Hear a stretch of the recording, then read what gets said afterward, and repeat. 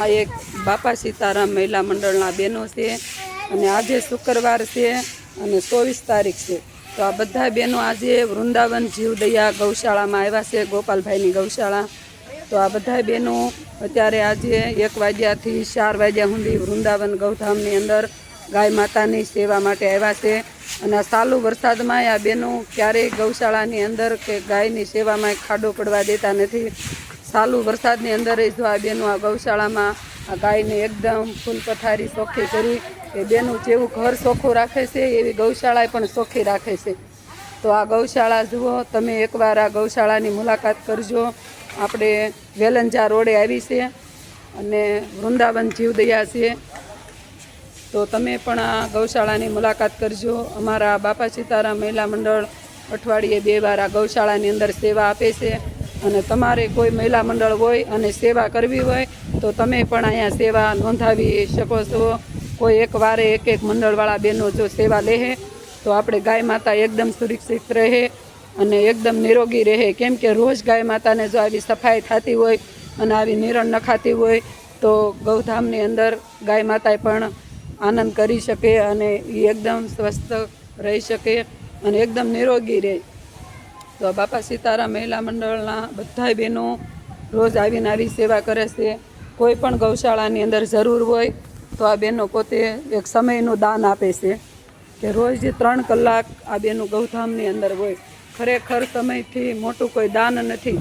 તમારી પાસે સમય હોય તો તમે પણ આવા ગૌધામની અંદર આવો અને તમે પણ તમારા હાથે સેવા થાય અને સેવામાં ભાગીદાર બનો, નિમિત્ત બનો।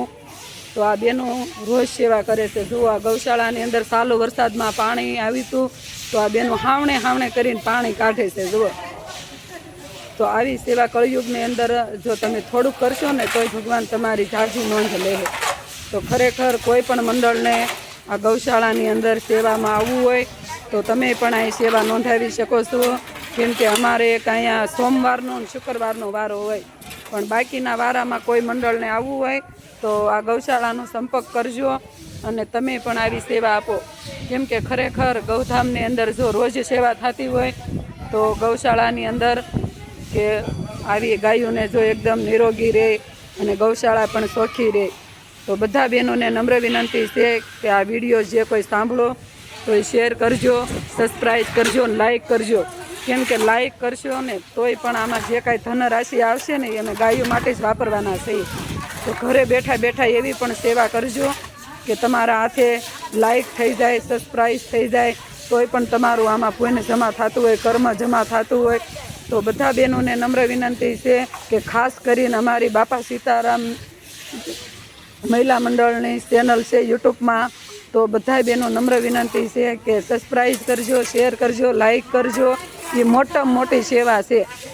તો જય ગૌ માતા, જય શ્રી કૃષ્ણ, જય ભૂરખ્યા દાદા, બોલો ગૌ માતાની જય, કૃષ્ણ કનૈયા લાલ કી જય, કષ્ટભંજન દેવની જય, હરિ ઓમ નમઃ પાર્વતી વતી, હર હર મહાદેવ, સીતારામ, રામ જય જય સીતારામ, ગૌ માતા જય શ્રી કૃષ્ણ।